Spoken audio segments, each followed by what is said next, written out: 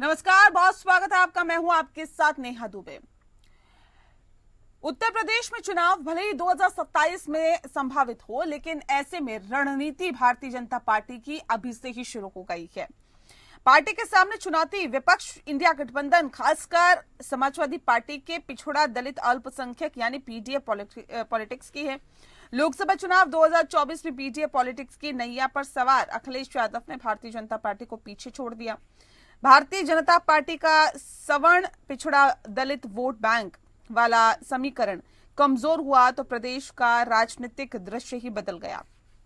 हालांकि विधानसभा उपचुनाव आते आते योगी आदित्यनाथ के नेतृत्व वाली बीजेपी ने बाउंस बैक किया।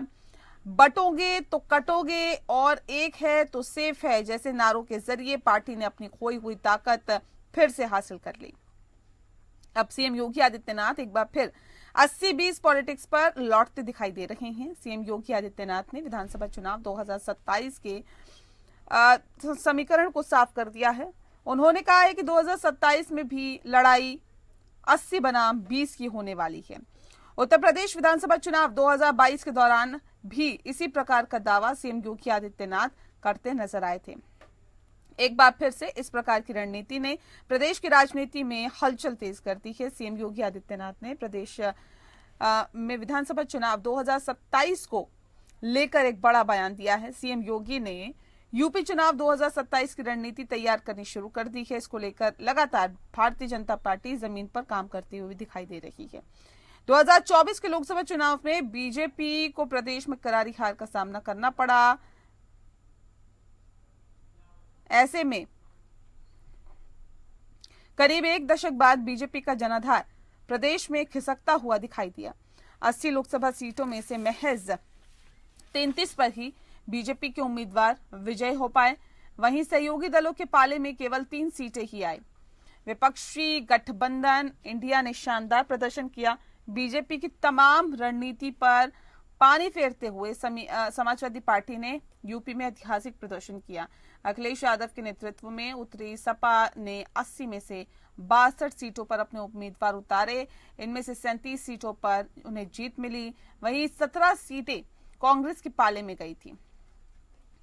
बता दें आपको कि उनमें से 6 सीटों पर जीत हासिल कर कांग्रेस भी अपने पांव जमाती हुई दिखाई दी। ऐसे में विधानसभा चुनाव 2027 काफी ज्यादा अहम माना जा रहा है।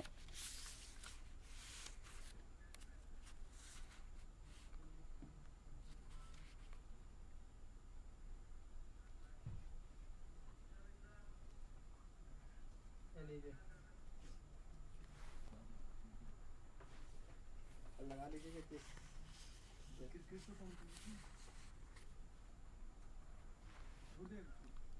इस विषय पर तफसील से चर्चा करेंगे। खास मेहमान हमारे साथ मौजूद है, उनसे आपका परिचय करा देते हैं। इस वक्त हमारे साथ पूजा मिश्रा जी हैं, प्रवक्ता हैं समाजवादी पार्टी की, बहुत स्वागत है आपका।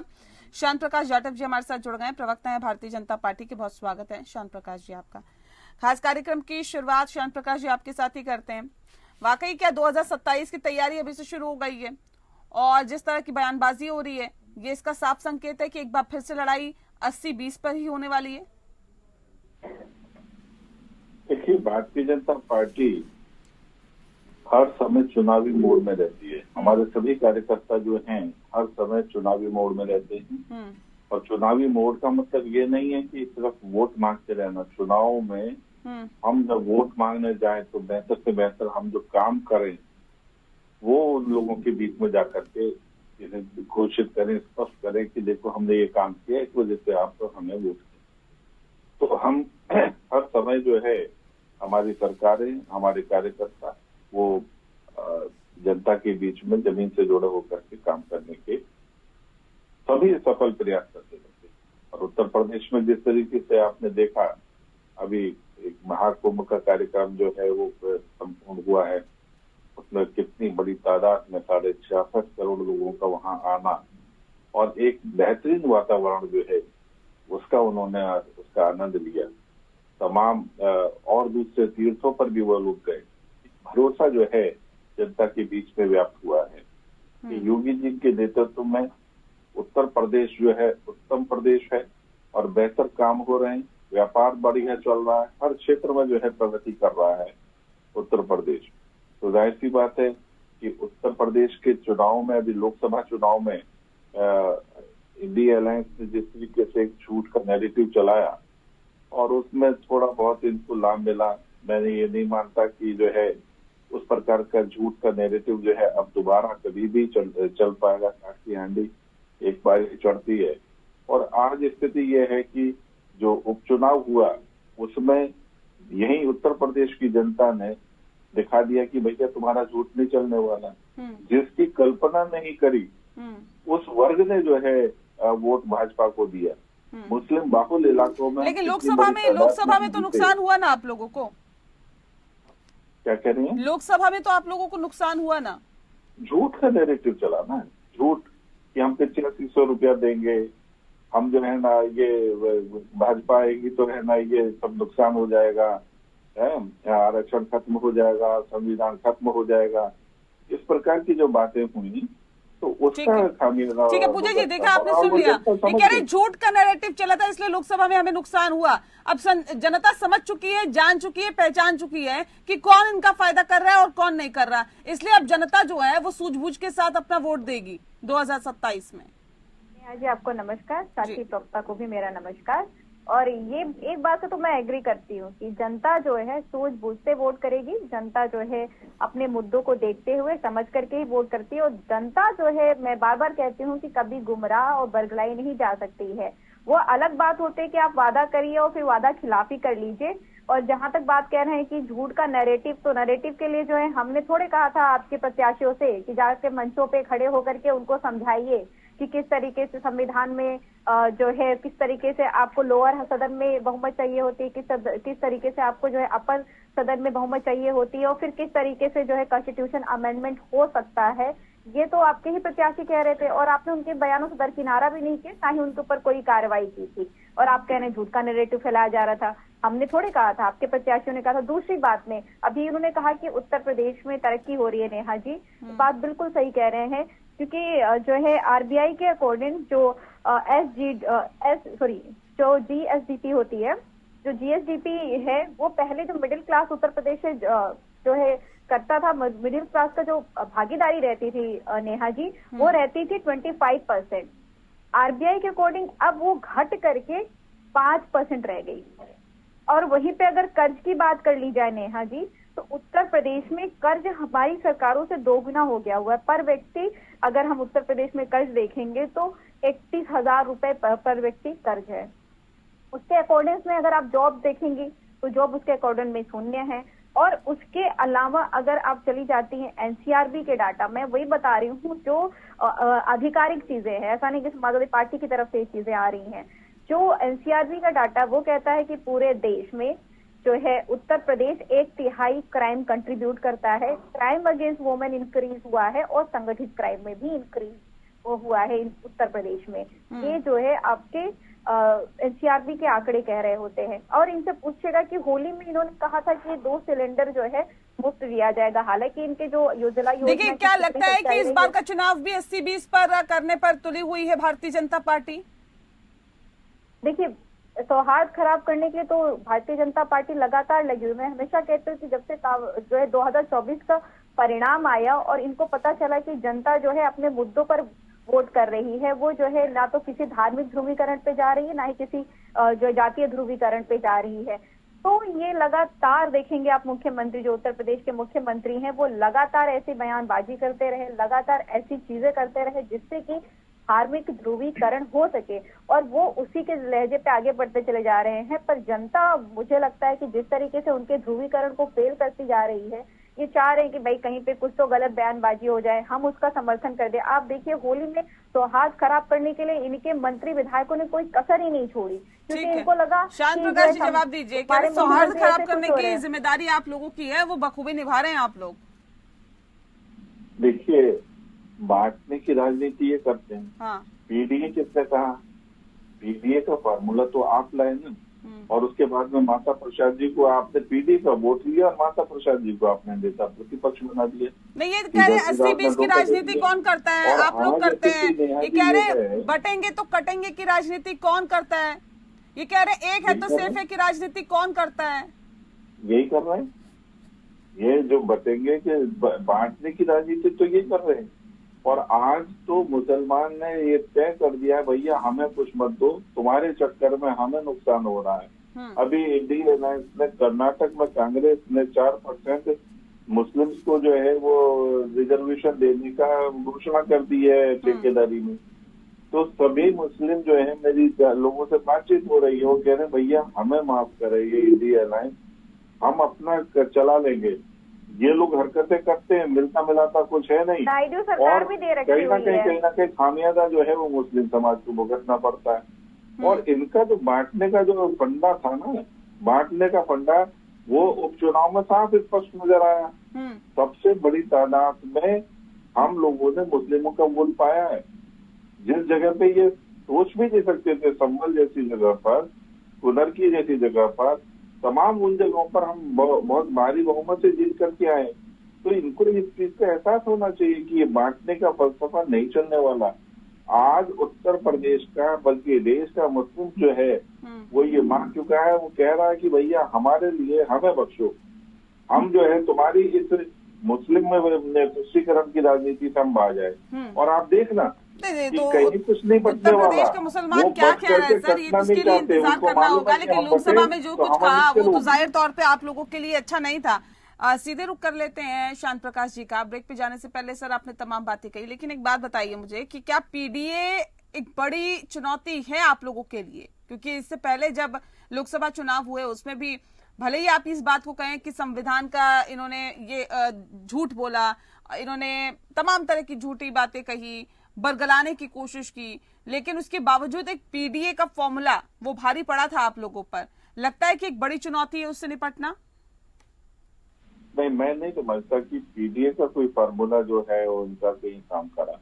हाँ। इनका जो काम जो है वो जो नैरेटिव इन्होंने चलाया ना कि 8500 रुपया जो है खटाखट देंगे, ये झूठ का नैरेटिव चला। दूसरा, इन्होंने आरक्षण खत्म करने की बात को जिस तरीके से बहुत ज्यादा चर्चा लाए, उससे जो है एक बड़ा वर्ग जो है वो हुआ। और ये आरक्षण, ये क्या नाम है, संविधान खत्म करने की जो बात इन्होंने झूठा फैलाया, उससे फर्क पड़ा। मैं समझता हूँ कि पीडीए से कोई फर्क नहीं पड़ा। हाँ, जो फर्क पड़ा है उसको उन्होंने सुधार कर लिया। केवल उत्तर प्रदेश मात्र में ही इसका थोड़ा बहुत फर्क पड़ा था, बाकी दूसरे राज्यों में तो इनका कांग्रेस का तो 8 जगहों पर 0 पोजीशन रही, वहां तो खाते भी नहीं खुले, तो वहां पर इस प्रकार का कुछ नहीं चला। हाँ, उत्तर प्रदेश में थोड़ा फर्क पड़ा था, मगर उसको तुरंत जनता ने इसका समझा भी है और दिखाई भी दिया। और देखो जिस तरीके से आज उत्तर प्रदेश में विकास के काम हो रहे हैं, अभी पूजा जी जो है ना तमाम आंकड़े देकर के बात कर रही है, अरे जमीन पर देखो ना आज किस तरीके से जो है ना लोग जो है पूरे उत्तर प्रदेश में सरकार के जो कामों का जो है ना वो उसका आनंद ले रहे हैं। आप जो है ना आंकड़े पढ़ाते हैं। जी ठीक है, ठीक है पूजा जी, मैं आपका रुख कर लेती हूँ। देखिए शांत प्रकाश जी जिस बातों का जिक्र कर रहे हैं, कह रहे हैं कि इन्फ्लुएंस करने की कोशिश आप लोगों ने की, जनता को बरगलाने की कोशिश की, झूठ फैलाने की कोशिश की। वो झूठ अब नहीं फैल पाएगा, अब जनता नहीं आप लोगों के बहकावे में आएगी और अब जो है जनता सोच समझकर फैसला करेगी। पीडीए का कह रहे हैं कोई फर्क नहीं है, बस कुछ जगहों पर पीडीए का भले ही फर्क पड़ा हो उत्तर प्रदेश में, बाकी पूरे देश में कोई फर्क नहीं पीडीए का पड़ा।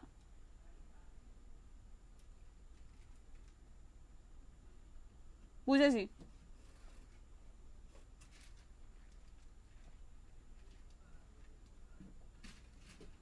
चलिए हम पूजा जी का भी रुख करेंगे और शांत प्रकाश जाटव जी भी हमारे साथ लगातार जुड़ा हुआ है। लेकिन आपको बता दें कि उत्तर प्रदेश में एक बार जो राजनीति है फिर से 80-20 की हो रही है।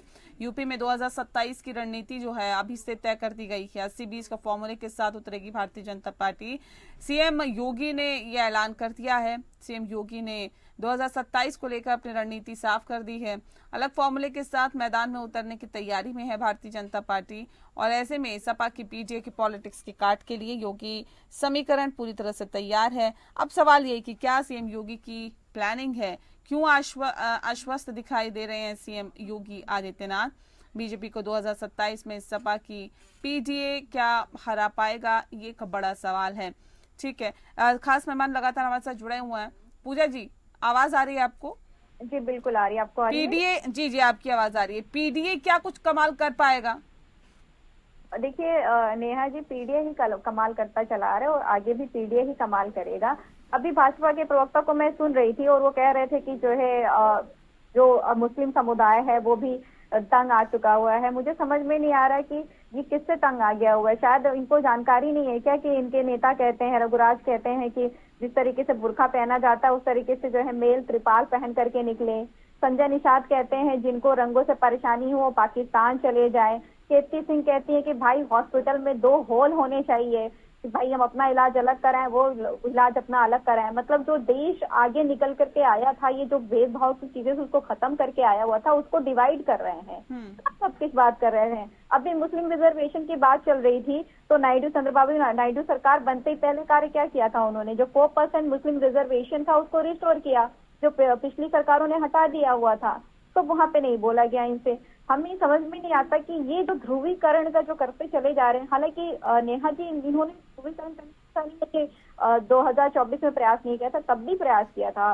मुजरात, मंगलसूत्र, ज्यादा बच्चा पैदा करने वाले, ऐसा कौन सा चीज था जिसको जो है इस सरकार में छुआ नहीं था? या बड़े बड़े जो है मंत्री, विधायक, यहाँ तक कि जो है हमारे देश के प्रधानमंत्री तक ने जो है शब्दों का चयन सही नहीं करके ना जाने क्या क्या बोला था। लेकिन जनता ने अपने मुद्दों पर वोट किया था और जनता जो है अपने मुद्दों पर ही वोट करेगी।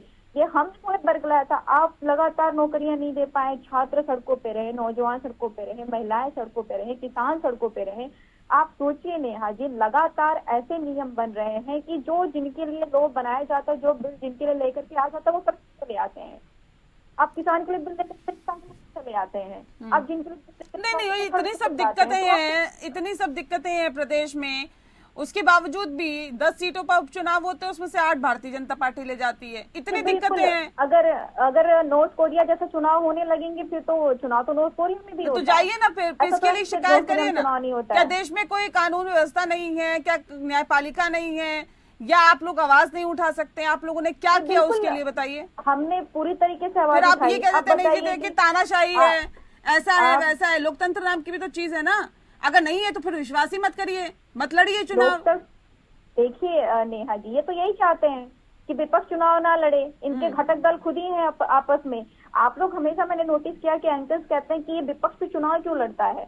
भाई उनकी मंशा ही तो यही है कि हम चुनाव ना लड़े। अगर हम चुनाव नहीं लड़ते हैं तो क्या आपको लगता है चुनाव बंद हो जाएंगे? इनके घटक दल में जो है 42 इनके घटक दल हैं। मैं तो सीधा सवाल ये कर रही हूँ कि अगर आप लोगों को विश्वास ही नहीं है, अगर विश्वास नहीं है तो फिर चुनाव क्यों? और अगर चुनाव प्रणाली पे विश्वास है तो फिर इस तरह की बातें क्यों? बिल्कुल, प्रश्न तो उठाया जाएगा ना। क्यों उठाया जाएगा मुझे बताइए ना। अगर आप ये कह रहे निष्पक्ष चुनाव नहीं है तो कैसे आप लोगों की लोकसभा चुनाव में इतनी सीटें आ गई? आप बताइए, आपने वो तस्वीरें नहीं देखी थी कि जिन तस्वीरों में कौन सी पुलिस तस्वीरें वाले परेशान कर रहे थे वोटर्स को? अगर आपने नहीं देखी हुई मैं बिल्कुल भेज दूंगी आपके पास में। आपने वो भी रिपोर्टिंग देखी होगी जो रिपोर्टर्स जो है खुद बूथ तक लेकर के जा रहे थे। अरे मैम मुझे ये बताइए ना, चलिए हम लेकर के चल रहे हैं आपके साथ में। मैं कह रही हूँ निष्पक्ष चुनाव नहीं हो रहा, अगर आप ये कह रहे नहीं हो रहा, ठीक है, तो आपकी 37 सीटें लोकसभा चुनाव में कैसे आ गई? वहां क्यों नहीं धांधली कराई भारतीय जनता पार्टी ने? अगर जो है ये आप क्या कह रहे हैं नेहा जी, अगर इस तरीके से जो है इतना जो है धांधली नहीं करा रही होती सरकार तो हमारी और सीटें आती। ये बिल्कुल देखिए, लोकतंत्र है, संविधान से चलता है, इतना गिर के भी हरकत नहीं कर सकते। इनको पता है अगर इतना जो है कर ले जाएंगे तो देश की जनता जो है बाहर निकाल देगी। चलिए, आपने पैरामीटर सेट कर रखा है, कितना वो गिरे हैं, कितना नहीं गिरे, इतना भी नहीं गिरे, उतना भी नहीं गिरे, ये एक पैरामीटर जो आपने सेट। नेहा जी देखिए, आप भी जानती हैं प्रैक्टिकलिटी क्या होती है, और प्रैक्टिकलिटी अगर आपकी जो व्यूवर्स है सुन रहे होंगे मुझे, तो उनको भी समझ में आ रहे होंगे कि कितना मैं ग्राउंडेड बात कर रही हूँ। ग्राउंड की जो सच्चाई है, आपने देखा था कि जो है किस तरीके से जब इनका मेयर का इलेक्शन में जिसमें टैंपरिंग की गई हुई थी, वो जब सबको पता चला, अगर नहीं पता चलता तो ना जाने वो तो फिर भी फेयर ही लगाता। फिर आप कहते हैं आपको कैसे, मतलब जहाँ जिस स्टेट में चुनाव हो रहा है और अगर गवर्नमेंट जो है बदल रही है, सरकार बदल रही है, तो वहाँ भारतीय जनता पार्टी कुछ करवा नहीं पा रही। जनता बिल्कुल लड़ रही है। हमें पूरा भरोसा 2027 में, क्योंकि ये बाई इलेक्शन था और जनता को पता था कि अगर बाई इलेक्शन में जो है हम पूरा वोट कर भी देते हैं तो भी दो चीजें होती है ना पूजा जी, अगर हम इसे लड़ते या तो विश्वास करिए या फिर मत करिए, और अगर मत करिए तो फिर उसके बाद चुनाव क्यों लड़िए, ये समझ में नहीं आ रहा मुझे। भाई लड़ेंगे, हम लोकतंत्र में हैं और लोकतंत्र को हम ऐसे तो ही खत्म होने देंगे। लोकतंत्र पे विश्वास तो करेंगे ना पूजा जी। लोकतंत्र पे विश्वास है ही हमें भारतीय जनता पार्टी पे विश्वास नहीं है, इनकी मशीनरी पे विश्वास नहीं है। चुनाव कौन कराता है? निकल के आती है, चुनाव कौन, भारतीय जनता पार्टी कराती है क्या? वो तो चुनाव लड़ती है ना। जब चुनाव आयोग पे जो है भारतीय जनता पार्टी ने प्रश्न उठाया था तो क्या चुनाव आयोग जो है कांग्रेस करा रही थी कि चुनाव? देखिए तो सवाल उठ रहे हैं यहाँ पे श्याम प्रकाश जी, लालकृष्ण आडवाणी ने कभी और सवाल एक नहीं कई सवाल उठा दिए हैं पूजा जी ने। ईवीएम पे कभी चुनाव क्या प्रश्न नहीं उठाया था क्या भारतीय जनता पार्टी ने? तब क्या कांग्रेस की जो है चुनाव आयोग थी? जब ठीक है, चुनाव शांत जी जवाब दीजिए। आयोग आप बताइए, सुप्रीम कोर्ट को वोटिंग के समय में भी बोला गया था चुनाव आयोग को कि ये कैसे जो है वोटर संख्या बढ़ती चली जा रही है, आप देर से क्यों प्रोवाइड करा रहे हैं? ये सब बातें अगर निकल करके आएंगी नेहा जी तो प्रश्न तो उठता है और प्रश्न तो हम पूछेंगे ही। किसी के कहने से आप चुनाव लड़ना थोड़ा बंद कर देंगे, प्रश्न पूछना बंद कर देंगे। तो जैसी चीजें हो रही हैं, जनता ने भी हमें मैंडेट दिया हुआ है प्रश्न पूछने का, और अगर मैंडेट नहीं देगी हमारी जिम्मेदारी बनती है कि हम जनता के हक की लड़ाई लड़ेंगे। ठीक है श्याम प्रकाश जी। देखिए पूजा जी जितनी बातें कर रही हैं, ये कम से कम ये देखें कि लोकसभा में पूरा मोहल्ला जो है इन्हीं के परिवार का बैठा होता है, अखिलेश जी के परिवार का, पूरे सब लोग पीछे बैठे हैं, सब इन्हीं के परिवार के लोग हैं, पूरा मोहल्ला इन्हीं के चलता है। तो आप एक चीज देखें, ऐसे में आप ईवीएम पर दोष दे रहे हैं, आप झूठ के नैरेटिव बना करके परिवार को जो है, चाहे लोकसभा हो चाहे विधानसभा, सारा परिवार बैठा हुआ है इनका, और बात बना रहे हैं कि जो है हम तमाम तरीके के जो है वो जनता के लिए काम कर रहे हैं। मुझे नहीं लगता कि जनता के लिए कुछ कर रहे हैं, केवल परिवार का हित साधना है और कुछ नहीं करना, लोगों को बहकाना, बहुत सरल राजनीति करना, समाज को बांटो और जिसके साथ लगो वो तुम्हें वोट दे दे, मगर वो फलसफा खत्म हो गया, अब नहीं रहने वाला वो काम जो है आगे। मैं नहीं समझता कि बहुत ज्यादा लंबा समय ये सब चीजें चलने वाली है। बिल्कुल, क्या चलेगा लंबा सर, इसके लिए तो थोड़ा सा इंतजार करना होगा। बहरहाल बहुत शुक्रिया आप दोनों मेहमानों का हमारे साथ इस खास चर्चा में शामिल होने के लिए। खास पेशकश में फिलहाल के लिए इतना ही। नमस्कार।